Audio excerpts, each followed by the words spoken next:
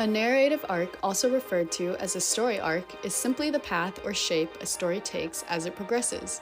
The elements of a narrative arc, popularized by Joseph Campbell in 1949, are the exposition, rising action, climax, falling action, and resolution. The exposition serves to establish your characters and world build for your readers. Han Solo. I'm captain of the Millennium Falcon. Chewie here tells me you're looking for passage to the Alderaan system. The rising action encompasses the related events in a story that led up to the eventual climax. This serves to move the plot forward as well as increase dramatic tension within the narrative. The climax is the highest point of tension, the turning point, the moment in which all the different characters converge. You can't win, Darth. If you strike me down, I shall become more powerful than you can possibly imagine.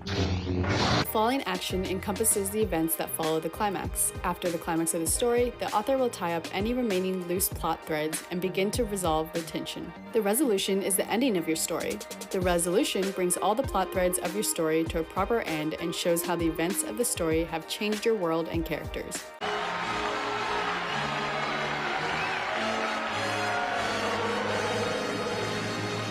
Now that we know the narrative arc elements, here are 6 examples of the archetypal narrative arcs. Rags to riches. A rags to riches story arc refers to a continuous upward climb toward a happy ending. In this arc, a derelict protagonist begins the story at a low point and over the course of the story becomes rich and successful. Riches to rags. As the name might suggest, the riches to rags story arc is the inverse of rags to riches arc. The protagonist begins in a fortuitous position but loses more and more of his blessings as the plot progresses. Man in a Hole. The Man in a Hole story arc is one of the most commonly used structures in media. In this arc, the protagonist starts in a positive place but then loses this place and reaches rock bottom. From there, and often with outside help, the protagonist then is able to climb out of the hole and reach his happy ending. The Icarus Arc.